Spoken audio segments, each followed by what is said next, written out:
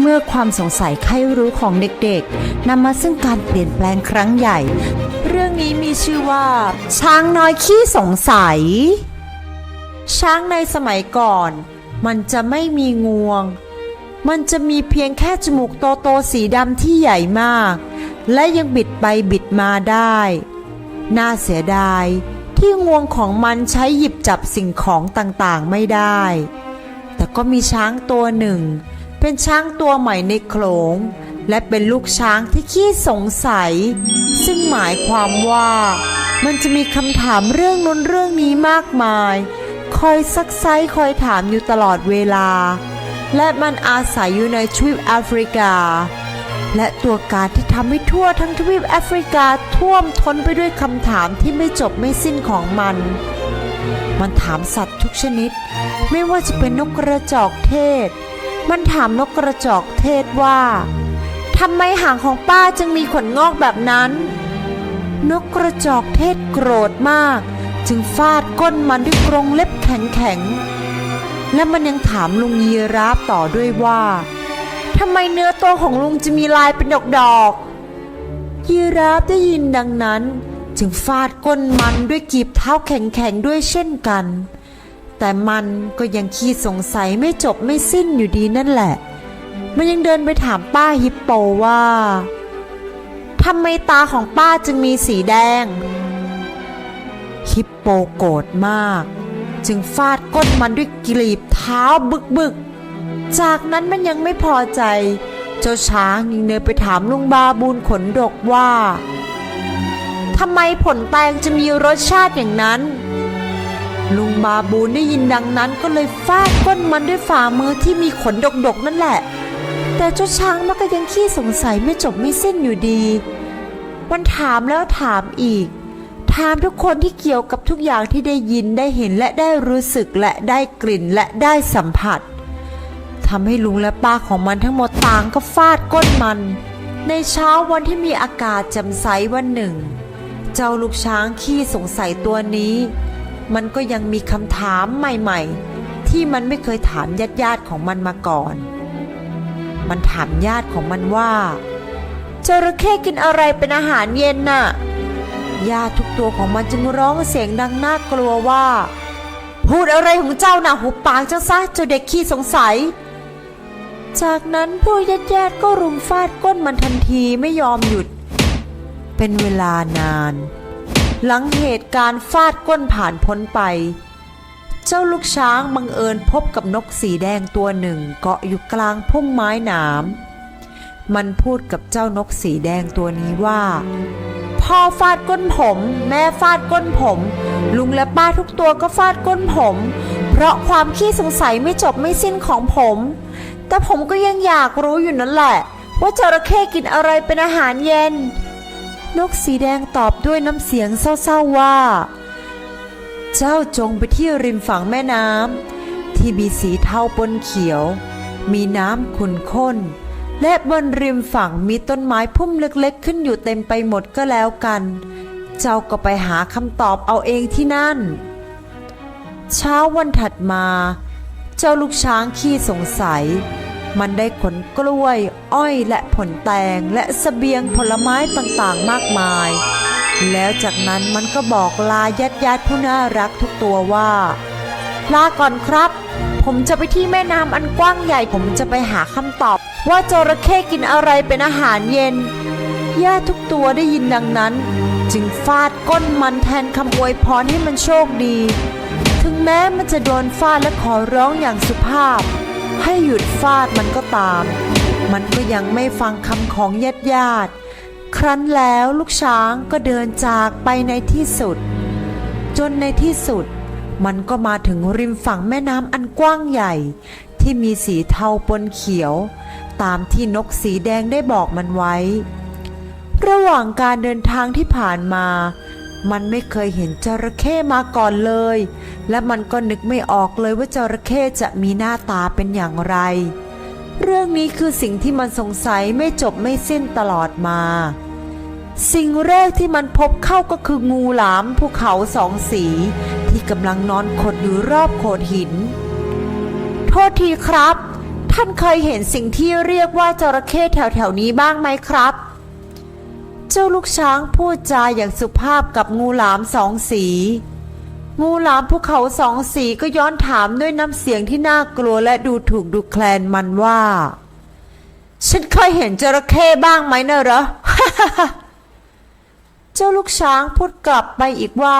โทษทีครับท่านช่วยบอกได้ไหมครับว่าจระเข้กินอะไรเป็นอาหารเย็นได้โปรดเถอะนะครับ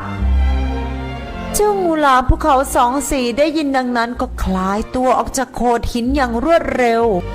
แล้วจากนั้นเจ้างูสองสีก็สะบัดหางซึ่งมีรูปร่างเหมือนไม้นวดข้าวที่เต็มไปด้วยเกร็ดจากนั้นมันก็ฟาดก้นลูกช้างเข้าอย่างแรงลูกช้างพูดว่าแปลกจริงนะทั้งพ่อและแม่ของผมลุงและป้าของผมรวมทั้งป้าฮิปโปและคุณลุงบาบูนต่างก็พากันรุมฟาดก้นผมเพราะผมขี้สงสัยไม่จบไม่สิ้นและผมคิดว่าที่ท่านฟาดก้นผมนี่ก็แบบเดียวกันเลยล่ะ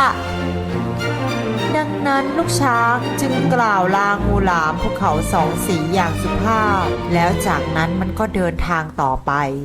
จนกระทั่งเดินไปเหยียบสิ่งที่มันคิดว่าเป็นท่อนไม้อยู่ที่ริมฝั่งแม่น้ำแต่สิ่งที่มันเหยียบนั้นที่จริงแล้วมันคือจระเข้จากนั้นเจ้าจระเข้ก็ขยิบตาข้างหนึ่งลูกช้างได้มองลงไปที่ตาคู่นั้นและพูดว่า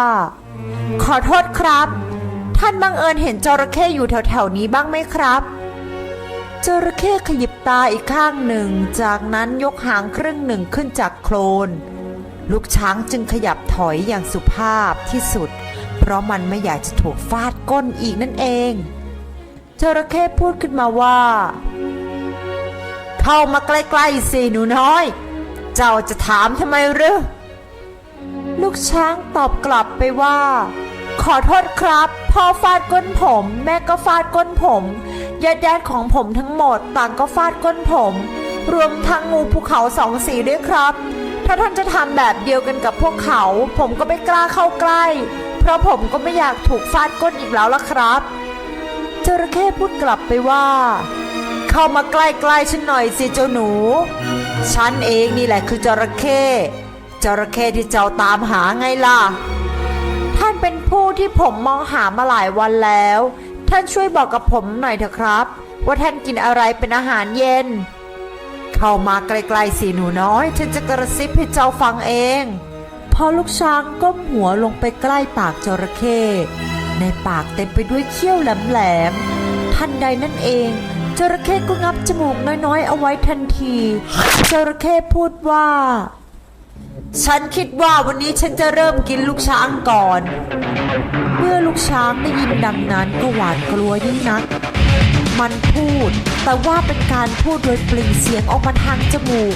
เสียงนั้นมันอู้อี้มากปล่อยผมไปเถอะฮะผมหายใจไม่ออกแล้วและแล้วงูหลามภูเขาสองสีก็เลื้อยลงมาจากฝั่งแม่น้ำและพูดว่านี่เจ้าหนูน้อยๆเพื่อนยากถ้าเจ้าไม่ดึงให้สุดแรงในทันทีทันใดแล้วก็จะต้องฉุดเจ้าลงไปในน้ำลึกตรงนู้นก่อนที่เจ้าจะได้ทันเรียกชื่อพ่อกับแม่ของเจ้าอีกนะส่วนจระเข้มันดึงอย่างสุดแรง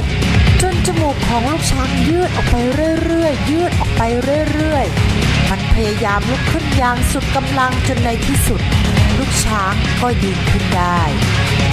แต่จระเข้ก็ยังพยายามดึงจมูกของเจ้าลูกช้างอย่างสุดกำลังโดยเช่นกันโดยที่มันไม่ปล่อยจมูกของลูกช้างเลยแล้วมันก็ยังคงดึงอย่างนั้นต่อไปการดึงในแต่ละครั้งทำให้จมูกของลูกช้างยาวขึ้นและยาวขึ้นซึ่งทำให้มันเจ็บปวดอย่างน่าสยดสยองไปที่สุดลูกช้างรู้ว่าขาของมันกำลังเลื่อนถลายลงไปในโคลนมันเปล่งเสียงร้องผ่านออกมาทางจมูกซึ่งตอนนี้ยาวเกือบ5 ฟุตแล้วผมทนไม่ไหวแล้วฮะงูหลามภูเขาสองสีจึงเลื้อยลงมาจากฝั่งใช้ลำตัวของมันรัดขาหลังของลูกช้างเงื่อนตาย2 ชั้นแล้วพูดขึ้นว่าเจ้านักเดินทางผู้อ่อนหัดเอ้ยต่อไปนี้เราต้องอุทิศร่างกายของเราทั้ง2 คนให้กับความตึงเครียดสักเล็กน้อยว่าดังนั้นแล้วมันก็ดึงตัวของลูกช้าง ลูกช้างก็พยายามดึงจมูกออกจากปากของจระเข้ส่วนจระเข้ก็ดึงกลับด้วยเช่นกันแต่ลูกช้างกับงูหลามภูเขาสองสีมีแรงเยอะกว่าในที่สุดจมูกของลูกช้างก็หลุดออกจากปากของจระเข้จนทำให้เกิดเสียงดังเปิดสนั่นลั่นทั่วทั้งบริเวณริมน้ำเจ้าลูกช้างล้มตึงโทษทีครับจมูกผมเสียทรงหมดแล้วผมกำลังรอให้มันหดตัวกลับไปเหมือนเดิมครับลูกช้างตอบกลับไปลูกช้างนั่งอยู่ที่นั่น3 วันเพื่อรอให้จมูกหดตัวลงแต่จมูกก็ไม่สั้นลงไปแม้แต่นิดเดียวมิหนำซ้ำยังทำให้ตาลูกช้างเอียงตามลงมาอีกด้วยพอสิ้นวันที่3ก็มีแมลงตัวหนึ่งบินมากัดที่ไหล่ของลูกช้างลูกช้างจึงยกงวงขึ้นฟาดแมลงจนตายโดยไม่ทันรู้ตัวว่ากำลังทำอะไรอยู่ดังนั้นลูกช้างจึงเดินทางกลับทวีปแอฟริกา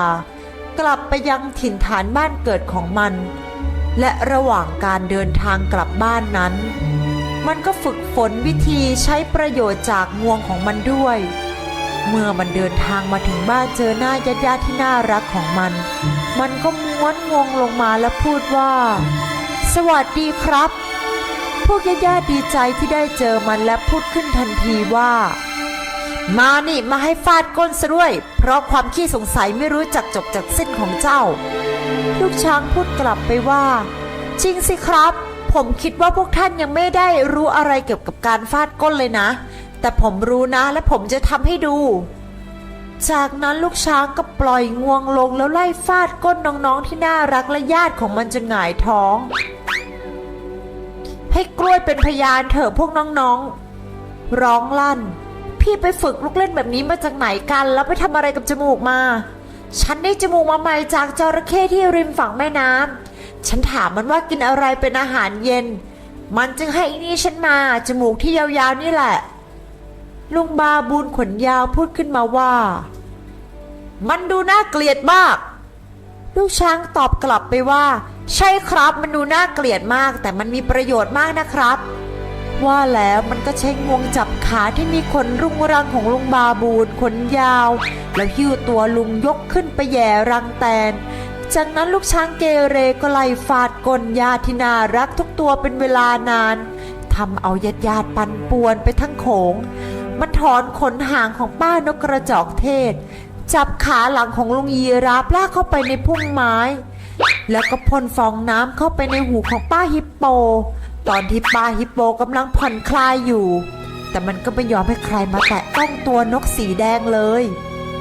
ในที่สุดเรื่องราวยิ่งน่าตื่นเต้นมากขึ้นอีกเมื่อพวกญาติที่น่ารักทยอยกันเพ่นหนีไปยังริมฝั่งแม่น้ำอันกว้างใหญ่สีเทาปนเขียวที่มีน้ำขุ่นข้นและบนริมฝั่งมีพุ่มไม้น้ำขึ้นเต็มไปหมดเพื่อไปขอยืมจมูกใหม่จากจระเข้เมื่อกลับมาอีกครั้งก็ไม่มีใครฟาดก้นใครอีกต่อไปแล้วนับตั้งแต่วันนั้นเป็นต้นมาช้างทุกตัวก็มีงวงที่เหมือนกันกับลูกช้างขี้สงสัยตัวนี้นั่นเอง